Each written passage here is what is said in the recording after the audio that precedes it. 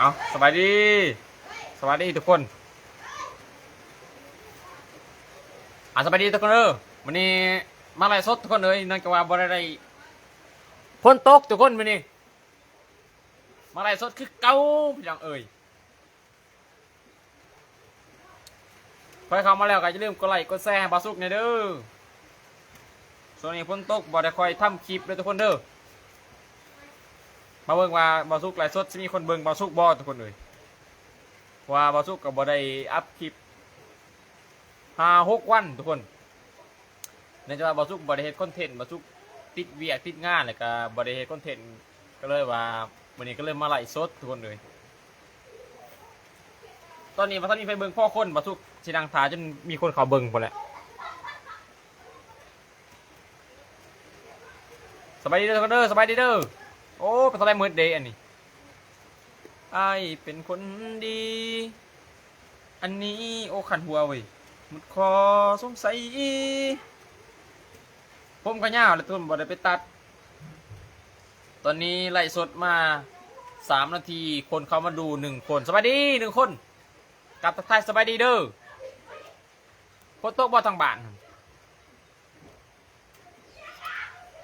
สบายดี2 คนเรากินน้ำได้บ่2-3 คนโอ้สบายดี4 คนแล้วตอนนี้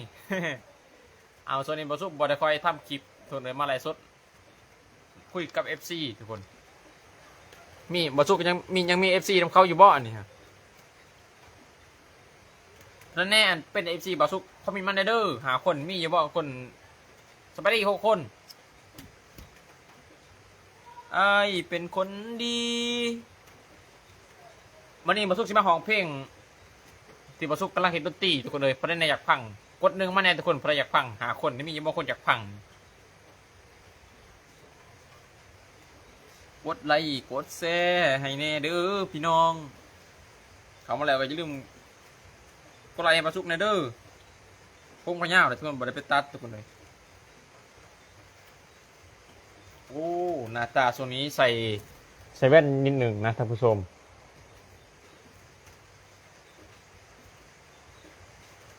อันนี้ใส่แว่นนิดหนึ่งแล้วก็ปัดปีจักหน่อยผมยาวทุกคนเลยบ่ต้องได้ไปตัดสร้างแต่ผมกับบได้เปิดห้างทุกคนส่วนนี้ฝนตกทุกคนเลยโอ้ส่งนี่ เอาเรื่องทุกคนเนาะสบายดีหาคนสบายดีเบิ่งจากประเทศได้อันนี้เป็นจากประเทศไทยหรือประเทศลาวคอมเมนต์มาในเด้อโอ้ใส่แว่นนี่แว่นกันแสงอันนี้ขออนุญาตแปรงทรงผมเลยทุกคนเด้อจัดได้มันเขาทีตอนนี้3 คนแล้วพี่น้องเอ้ยเป็นคนดี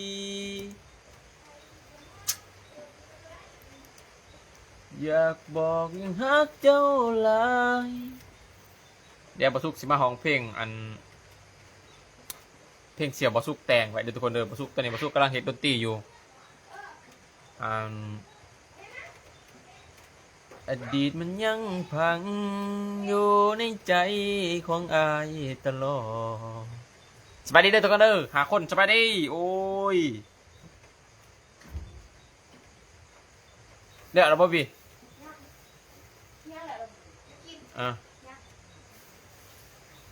ถ้าเข้ามาใหม่ก็อย่าลืมกดไลค์กดแชร์นะเด้อ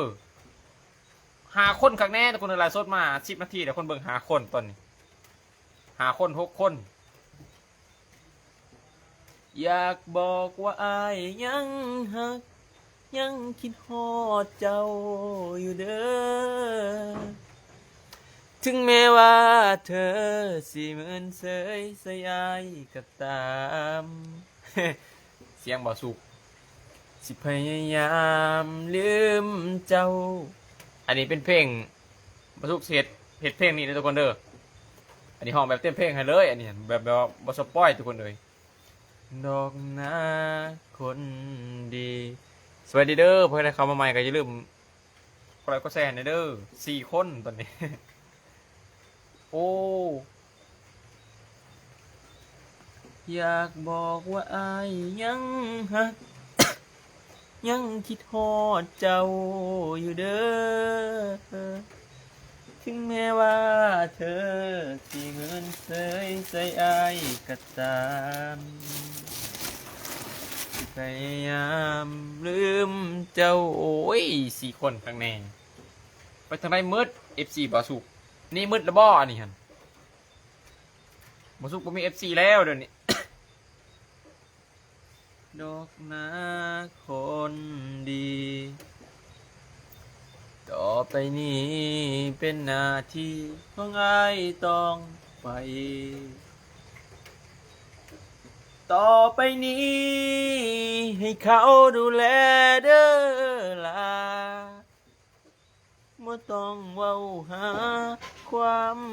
หักเก่าๆอีกเลยเด้อล่ะโอ้ย4 คนมีไฟคอมเมนต์4 คนทุกคนเลยโอเคอดีตที่ผ่านมาอย่าไปเสียเวลาอีกเลยให้เฮ็ดคือคนคุ้นเคยหายไปตอนนี้เหลือ1 คนข้างแน่ตอนนี้โอ้ยบาสุกเติมบัตรให้ดอกเลยพระได้เบิ่งบ่ถ้าเบิ่งบาสุกฮอด10 นาทีบาสุกสิเติมบัตรให้นี่เขามีมาแน่อันนี้หั่นผู้หนึงนี่ถ้าเบิ่งไลฟ์สดบาสุกฮอด10ฮอด20 นาทีบาสุกสิเติมบัตรให้บัตรหนึ่งคอมเมนต์ไว้แน่นี่ครับถ้าจะได้บัตรคอมเมนเนอร์อันนี้เราก็เบิ้งบอสุกฮอตซาวนาทีบอสุกเติมบัตรให้บัตรหนึ่ง เอาเบิ้งพอได้เบิ้งตอนนี้บ่เห็นมันคืนหูไปอยากบอกว่าอายยังหักยังคิดฮอดเจ้าอยู่เด้อถึงแม้ว่าเธอสิเหมือนเสยสยายก็ตามสิพยายามลืมเจ้าดอกนาคนดี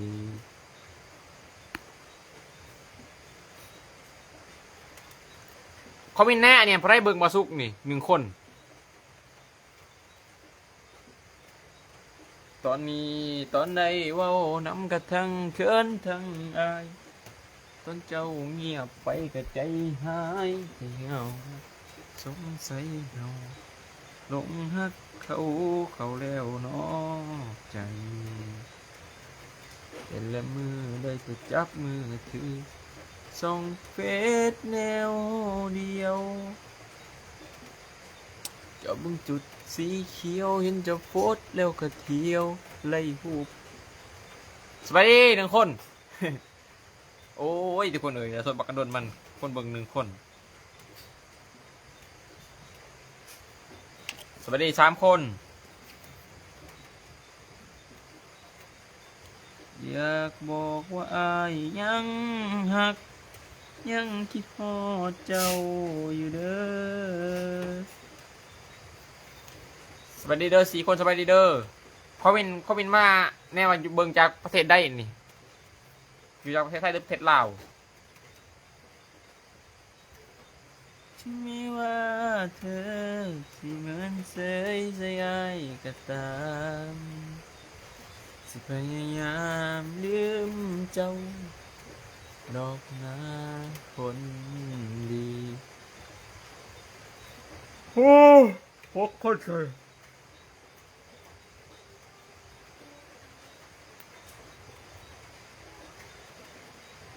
โอ้ยทุกคนแต่ว่าคนเบิ่งเราบอกกับเขาจริงบาสุกก็จะได้ลงไลฟ์เลยทุกคนเลยไลฟ์ประมาณ20 นาทีบาสุกก็สิลงไลฟ์เลยทุกคนหากินข้าวกินน้ำก่อนตอนนี้ก็พ้นโต๊ะเลยทุกคนเลยอยากบอกว่าอายยังหักยังคิดฮอดเจ้าอยู่เด้อถึงแม้ว่าเธอสิเป็นโอ้อันนี้เป็นเพลงเสียวบาสุกโทนในห้อง1 คนคักแน่ ออกหมดแล้วทุกคนเลยออกมือกระไรต่อไรประมาณ20 นาทีทุกคนเลยตอนนี้ออกหมดแล้วผมก็ยาวแล้วบริตัดอันนี้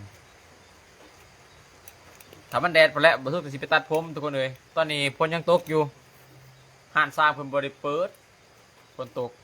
หานซางประจำบ่สุกสร้างอยู่ อยากบอกว่าอ้ายว้าหิวนอนทุกคนเลยพักผ่อนไม่เพียงพอถึงแม้ว่าเธอสิเหมือนเสยใส่อายก็ตาม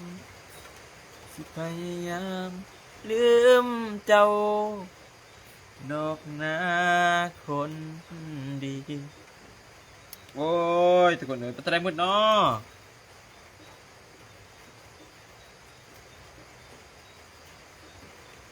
สบายดีหนึ่งคนพระได้เบิ่งบาซุกนี่คนหนึ่งข้างแน่นี่ครับสบายดีโอ้ยเขียนซื้อเป็นอยี่บ่นี่บ่สบายดียังเชยอยู่เว้ยหนึ่งคนข้างแน่ไปแวมาเบิ่งไหลเฮา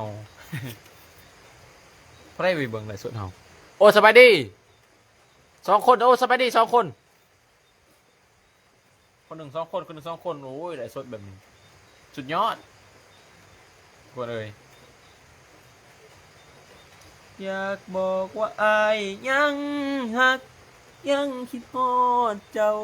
อยู่เด้อสบายดีสามคนถึงแม้ว่าเธอสิเหมือนเธอสบายดีสี่คนโอ้พอได้ขับมาเบิ่งสบายดีเด้อสบายดี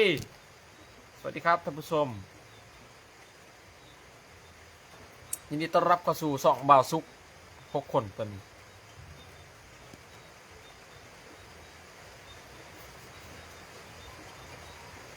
อยากบอกว่าอายยังหักยังคิดฮอดเจ้าอยู่เด้อแม้ว่าเธอโอ้ตอนนี้หิวเข่าเลยทุกคนเลยเดี๋ยวบ่าวซุกลงไปลุมก่อนหายังกินก่อนทุกคนสบายดีสบายดีอะไรวะมันต้องไล่สดไปได้ว่าคนจากกิเบิงวะบ่ชูบ่ฮู้จักว่าต้องไล่สดไปได้คนจากกิเบิงไล่แบบซอเนาะแจ่มจั่นบ่ทุกคนเลยหากินข้าวกันทุกคน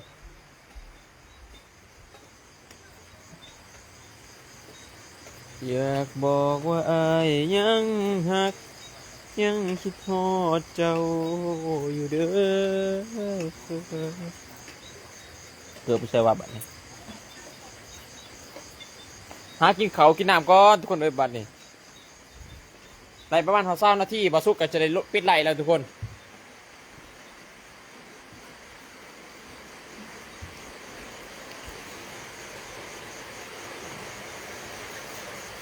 สบายดี2 คน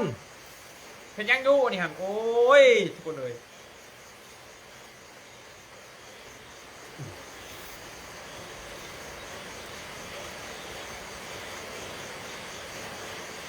ไล่สด20 นาทีคนเบิ่ง3 คนโคตรภูมิใจเลยทุกคนเลย คนกระตกแน่มือนี่เอาทุกคนเลยตอนนี้ก็ทุกคนจะได้ลงไล่แล้วทุกคนพอกันเลยสดนาทุกคนเลยถึงแม้ว่าเธอ